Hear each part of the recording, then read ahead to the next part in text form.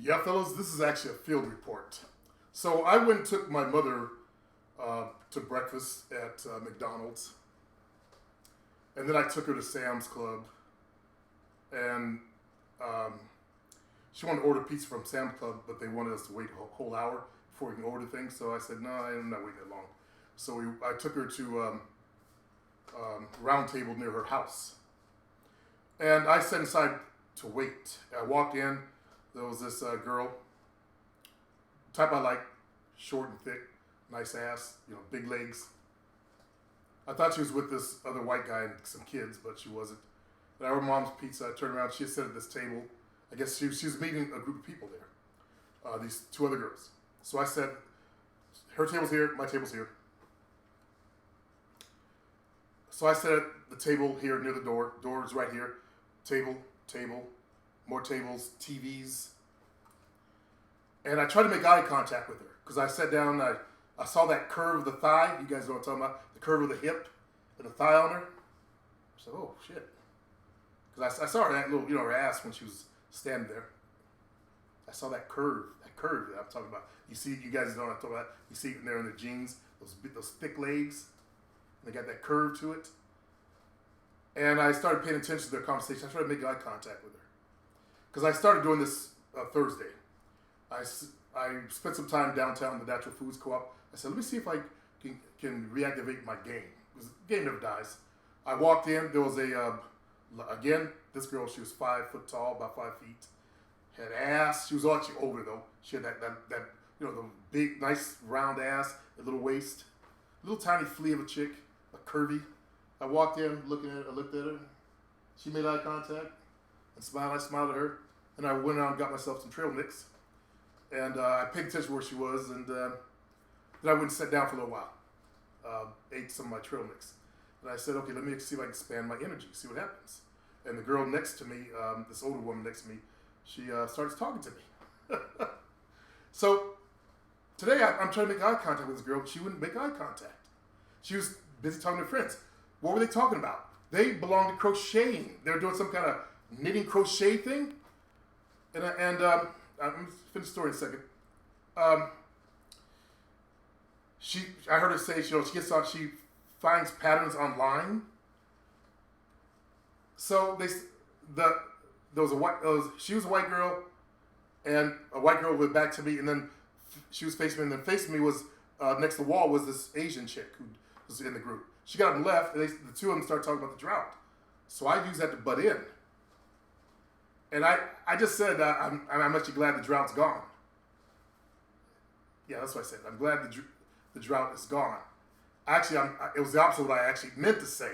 I was trying to say I love the drought because I like it hot and dry, but I said that came out. But that's all right because it opened the conversation. And the one white chick that turned back talked to me, I talked to her, we made eye contact then. Then she made eye contact with me. And we talked for a few moments. And I could tell, you guys don't know what this is like when a girl actually likes you. Because I was giving the signal that I like you. I like the way you look. Okay, so I kept talking to her. We were talking about the drought.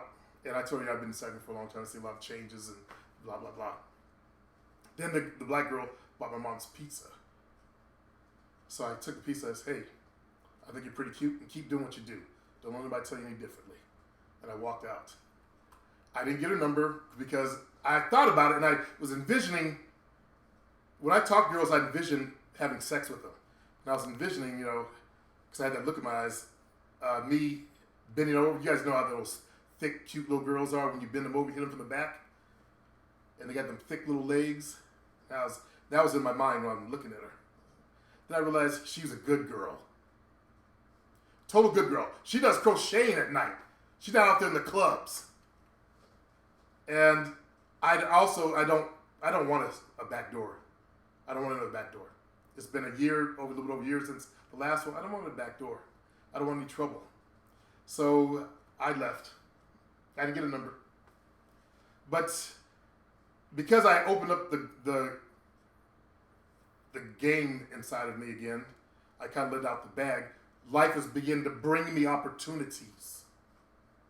I don't want to, cause Jovina any pain. And I didn't want to cause her any pain. Because I knew that I'm thinking, okay, how can I work this out? I can probably see her 2 days a week. That she can cook dinner for me and I can bone her. By the way, being with me is a gift. Okay? Sex with me, I've always viewed it as being a gift to a woman. And I know that little good girl has never had sex like what I would give her. Period. So it was a gift. And that was all that came back up, and I'm thinking, yeah, sex, yeah. But then I realized she's a good girl, and I'm not gonna be able to keep this going for long, because I don't want to, start running around this, there, and that, like I was in the game and all that. Especially when I'm living with someone. It's totally different when you actually live with someone. Now, if I was single, it'd be easy as cake, easy as pie. I mean, if I was still living by myself and I'm still dating Jovina, but moving in with her, that changed the parameters of it. I don't want to be running here, ducking, dodging, stuff like that. Besides, my own girl's got her own little thick ass and thick legs, so I could just bend her over. But I was that close. It was a good thing I left my phone in the fucking car, because I probably would have did it. Just to show you guys I got it. But I'm glad I didn't, because then she would have been expecting me to call her, and I don't want to disappoint girls. It's bad enough I do that online, with the girls online that send me emails and I never contact them. And then there's the ones I've actually contacted for you guys to show you how I communicate, the times I've done that. And I've hurt those girls' feelings. And I don't want to do that. Okay? My point is that there are women outside of your door, fellas. She wasn't a 10. For me, she was like a 7. 6 or 7. 7. Yeah, I can work with it. She had a little bit of a belly, just a little bit of belly. She was thick. She had little arms, that type. She was wearing a sweater. She had small boobs. I can see her, little boobs in her sweater. And she had her hair combed like one of them helmet haircuts. That's, kind of old-fashioned. And she was wearing glasses. I love girls with glasses, but she was a good girl.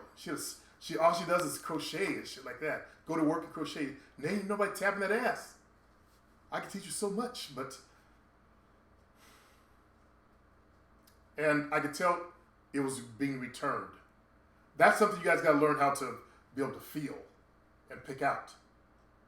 Okay, even after her friend came back, she was still, looking at me and smiling and trying to talk.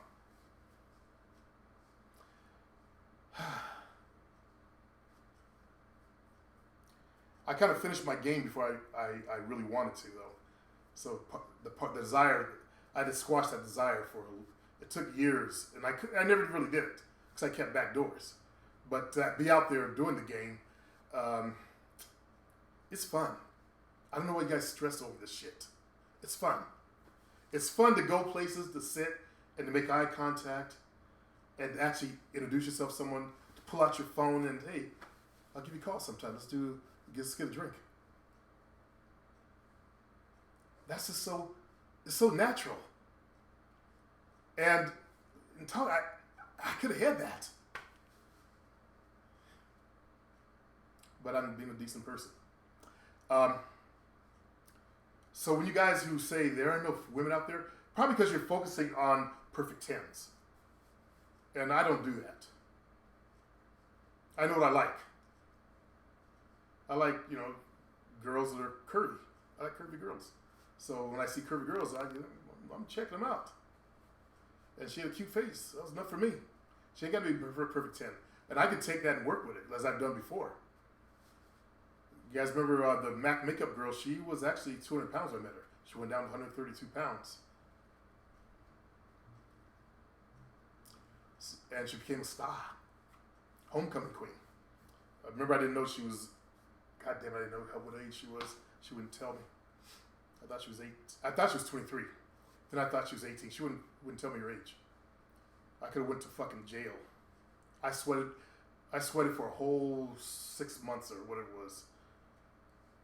Fuck. Never again. Always make sure you see the girl's ID. Because her mother knew. Like, what kind of mother are you? I'm a man in my 30s, and I'm like, what the fuck? You let your daughter come to this grown man's house? So be careful. I've seen a lot of black dudes get caught up in shit like that, and they got in trouble. You know, she was turning 18, but still, not for me.